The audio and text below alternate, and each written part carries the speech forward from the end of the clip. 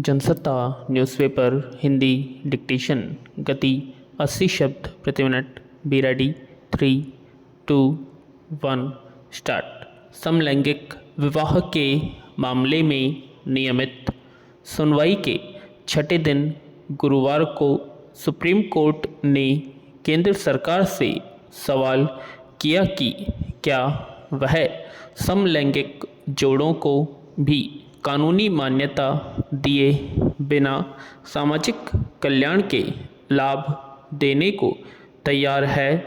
प्रधान न्यायाधीश की अध्यक्षता वाली 5 जजों की संविधान पीठ ने केंद्र से कहा कि विवाह किए बिना लंबे समय से एक साथ रह रहे विषमलिंगी जोड़ों को भी तो उसने कुछ अधिकार दिए ही हैं। इस मामले की सुनवाई 3 मई को होगी। पैरा संविधान पीठ में प्रधान न्यायाधीश धनंजय यशवंत चंद्रचूड़, न्यायमूर्ति संजय किशन कौल, न्यायमूर्ति एस रविंद्र भट्ट, न्यायमूर्ति हेमा कोहली और न्यायमूर्ति PS नरसिम्हा शामिल है। पीठ ने कहा कि इस तरह के उपायों से यह सुनिश्चित होगा कि समलैंगिक जोड़े बहिष्कृत नहीं है। न्यायमूर्ति नरसिम्हा ने कहा कि जब हम मान्यता कहते हैं तो यह हमेशा विवाह के रूप में मान्यता नहीं हो सकती है। मान्यता का मतलब साथ हो सकता है जो उन्हें कुछ लाभों के लिए हकदार बनाता है। पैरा न्यायमूर्ति भट्ट ने कहा कि मान्यता कुछ ऐसी होनी चाहिए जो उन्हें लाभ दे। पीठ ने केंद्र से पूछा कि क्या समलैंगिक जोड़ों को संयुक्त बैंक खाता रखने या बीमा पॉलिसी में अपने साथी को नामांकित करने की अनुमति देकर वित्तीय सुरक्षा देने के कुछ उपाय हो सकते हैं। इस पर मेहता ने जवाब दिया कि यह सभी मानवीय चिंताएं हैं जो सरकार भी बयान देने और यह बताने के लिए कहा कि वह क्या कदम उठाने को तैयार है। उन्होंने मेहता से कहा कि हम आपसे अनुरोध करते हैं कि इस पर गैर विरोधात्मक तरीके से हमारी सहायता करें। पैरा न्यायमूर्ति कौल ने कहा कि 2018 में समलैंगिकता को अपराध की श्रेणी से बाहर किए जाने के बाद कई लोग बाहर आ गए होंगे और रिश्तों में बने रहेंगे।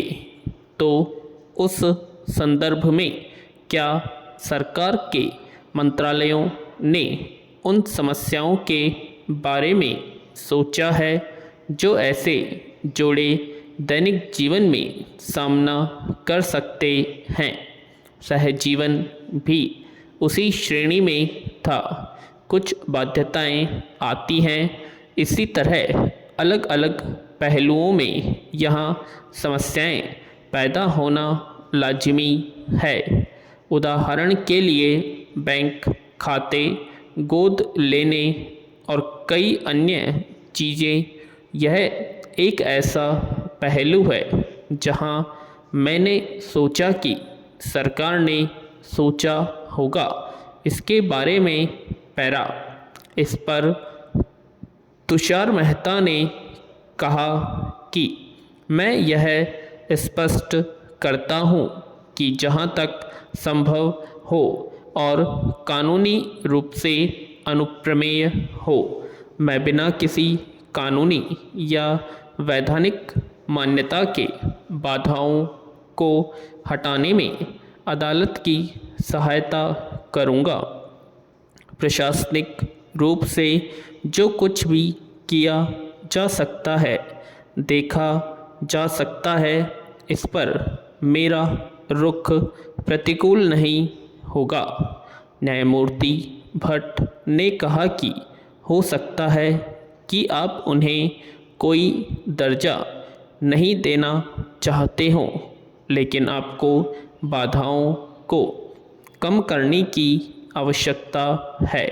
पैरा, कलकत्ता हाईकोर्ट ने हावड़ा के शिवपुर और हुगली जिले के रिसड़ा में रामनवमी उत्सव के दौरान और बाद में हुई हिंसा की राष्ट्रीय जांच एजेंसी NIA से जांच कराने का शुक्रवार को आदेश दिया। पश्चिम बंगाल विधानसभा में नेता प्रतिपक्ष एवं भारतीय जनता पार्टी भाजपा के नेता शुभेंदु अधिकारी और 3 अन्य की याचिकाओं पर यह फैसला आया है। याचिकाओं में इन स्थानों पर हुई हिंसा की NIA से जांच की मांग की गई थी। हिंसा के दौरान कथित तौर पर बम फेंके गए थे। पैरा, कार्यवाहक मुख्य न्यायाधीश TS शिवगणनम की अध्यक्षता वाली खंडपीठ ने राज्य पुलिस को यह सुनिश्चित करने का निर्देश दिया कि इस आदेश की प्रति प्राप्त होने की तारीख से 2 सप्ताह के अंदर सभी प्राथमिकी दस्तावेज, जब्त की गई सामग्री और CCTV फुटेज तुरंत NIA को सौंपी जाए। अदालत ने यह निर्देश भी दिया कि NIA सभी सामग्री प्राप्त होने पर जांच शुरू करेगी और कानून के अनुसार आगे बढ़ेगी। पैरा, याचिकाओं पर फैसला सुनाते हुए पीठ ने कहा कि मौजूदा मामलों में हमने प्रथम दृष्टया पाया है कि संबंधित पुलिस की ओर से जानबूझकर विस्फोटक पदार्थ अधिनियम के प्रावधानों के तहत कोई मामला दर्ज नहीं करने का प्रयास किया गया है। विराम।